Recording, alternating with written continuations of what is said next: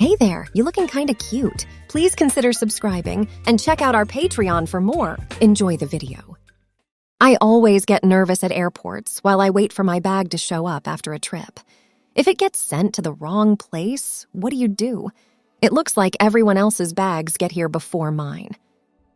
After a 9-hour trip across the Atlantic, I was hot and sticky. Even though it was still morning because I had crossed time zones, I had been up for a long time. I was worn out and had jet lag. All I wanted was my bag. Was that it?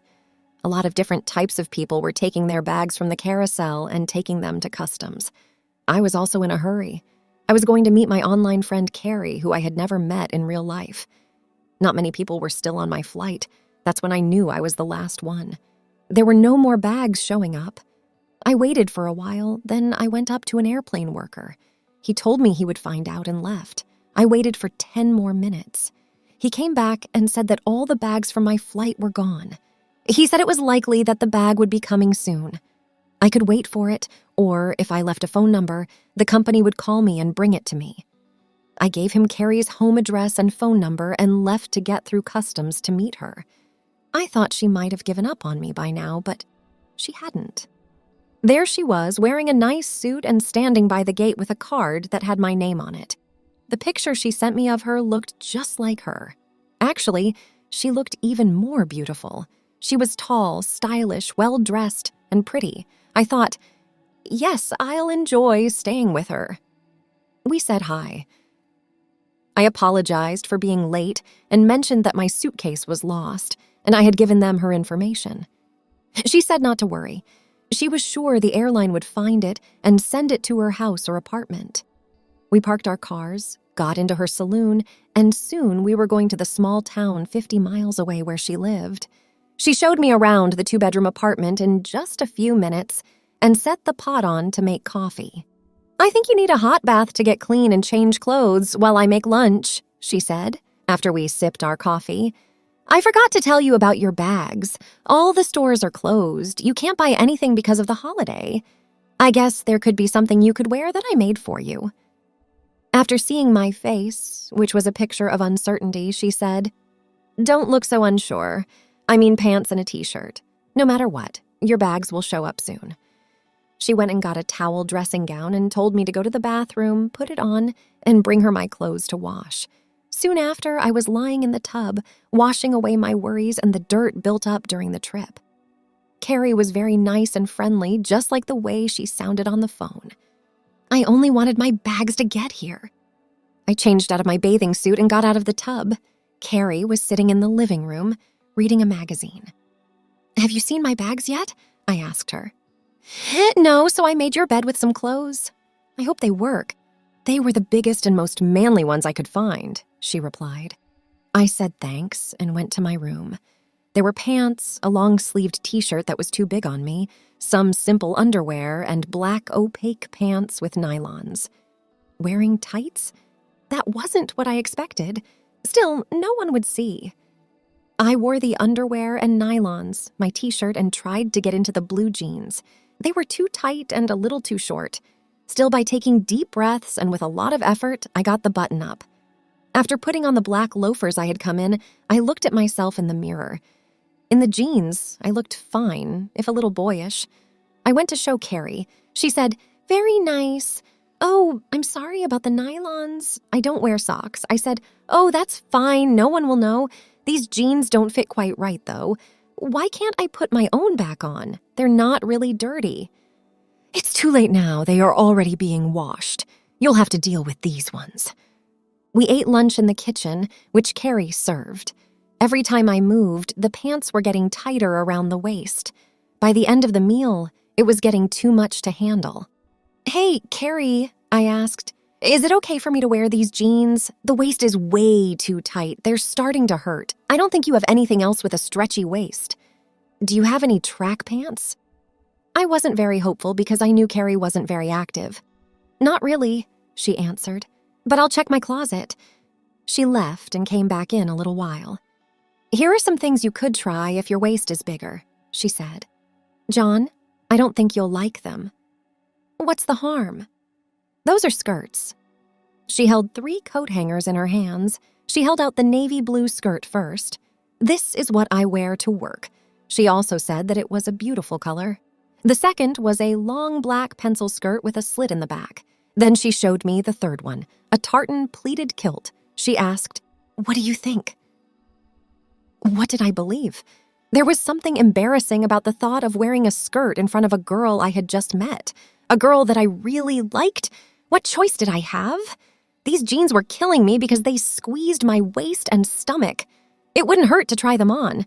One of them might make me feel more at ease. Her underwear and nylons were already on me. Anyway, my bag would surely show up soon. Carrie looked at me doubtfully. "Well, would you like to try them on?" "Okay," I said in a weak voice. I went into my bedroom with the 3 skirts. I quickly took the jeans button off. A sigh of relief went through me, feeling better. The blue skirt was just as tight when I put it on. After that, I tried the short skirt. It fit better around the waist, but it had a bump at the front. I thought it was too embarrassing. I put on the kilt. It fit just right. I buttoned the skirt and zipped it down. Not as long as the other 2, only 3 or 4 inches above the knee. I stood up and looked at myself in the mirror after putting on my shoes. It didn't look as bad as I thought it would. I liked how the pleats flowed out around my hips, giving me a slim look. The black nylons looked good on my legs. I decided I would wear the kilt. It was a lot more comfortable than the blue jeans. I took a deep breath, ready to show Carrie. What would she think of me in a kilt? I took a deep breath and walked back into the living room. "That's nice." "Really nice," Carrie said. "I thought you would like the kilt. I didn't like the kilt, but I had to wear it." I jokingly walked around the room, turned around, walked back and sat down on the couch. I quickly shifted and tried to pull the hem down to maintain what little dignity I had left. "You need to remember to straighten your skirt before you sit down. John, sit down and keep your knees together," she instructed. I shifted on the couch once more. "You need to put this on too."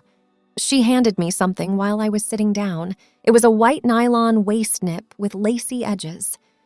"It keeps your skirt from getting stuck." I nodded as if I already knew, then stood up and walked into the bedroom. I put on the skirt and pulled it up to my waist as much grace as I could muster. The skirt was pulled back down. I realized I was smoothing the kilt. "Very good. Well done," Carrie praised. We talked for the rest of the afternoon, making plans for what I'd do while staying with Carrie for a week. Carrie suggested that we stay in all day, even after my bags came, because I was most likely too tired. I agreed. We planned trips to the beach, the shops, and some pretty places in the area. I thought that my bag would be delivered any second. As expected, it wasn't there all afternoon.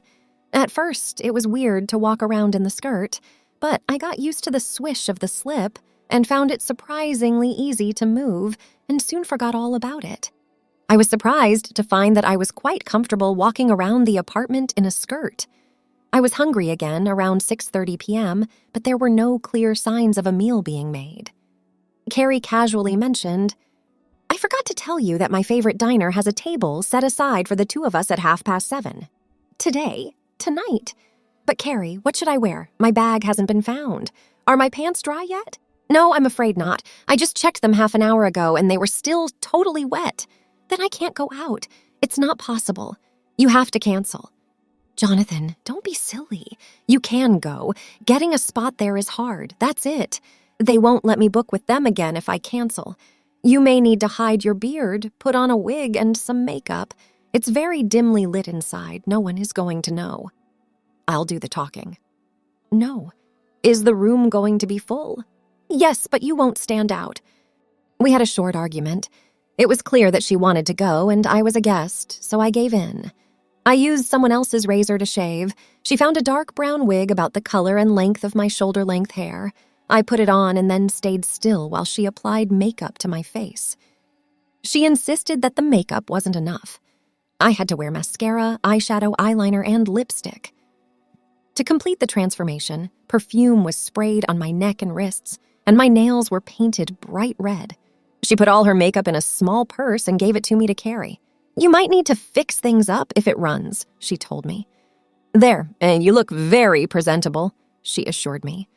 I got up and looked at myself. I had to agree with her. She also said that no one would ever know. Around 7:30, anyone in the restaurant parking lot would have seen two women getting out of a car. One was a pretty young woman, confident, dressed in a classy black dress and high heels. The other was more plainly dressed, with a flat chest and tall build, wearing a plaid skirt, a denim jacket, and flat shoes.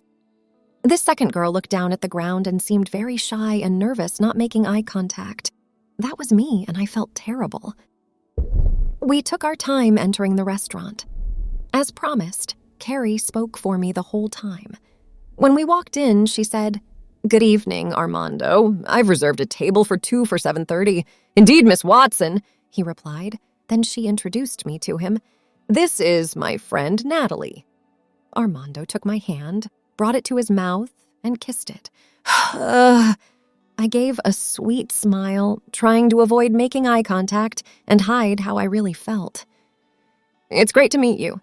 I'll show you to your table," he said. Armando swooned over me and helped me sit down by pulling out my chair. I said, "Thank you," in a quiet voice. After he left, Carrie remarked, "You've already won him over." I whispered back, "Forget that. I'm sure he does that for every girl who comes in here. What about girls? Did I just refer to myself as a girl?" I was scared. The restaurant was almost full, and I felt like everyone was looking at me. But Carrie was right. It was dark, and everyone was more interested in their own food and company.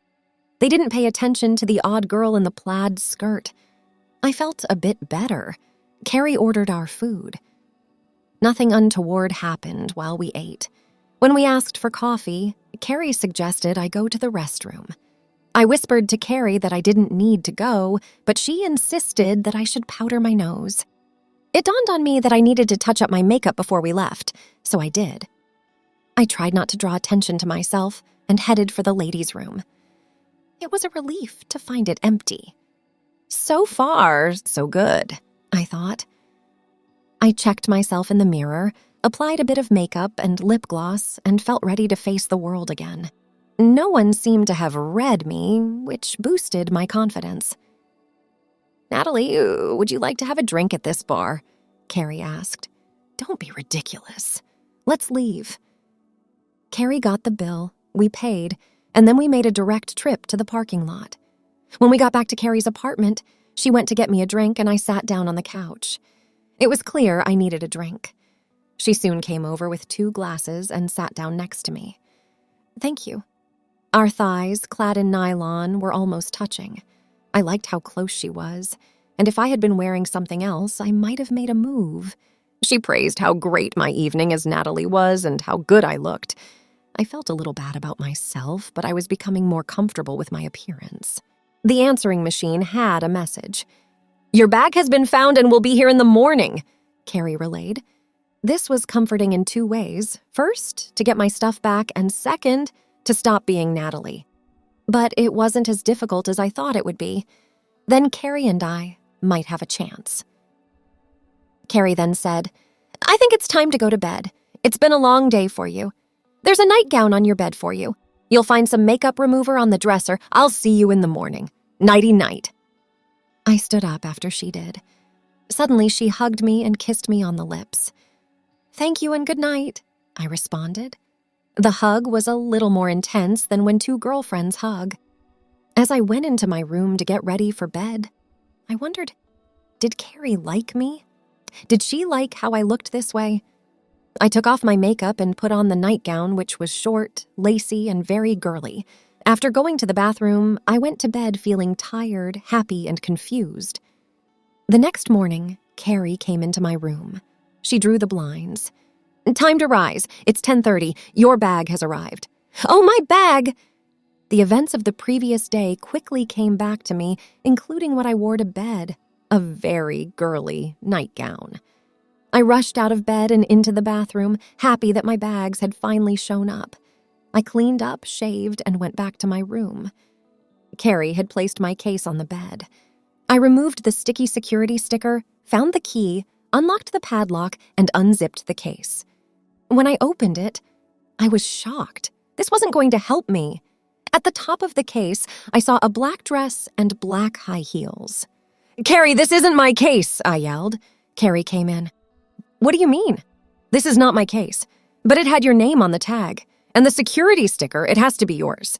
"Yes, it does look like mine. The same color. My key opened the padlock, but my stuff isn't inside. Look." Carrie examined the black dress. "Have you checked the bottom?"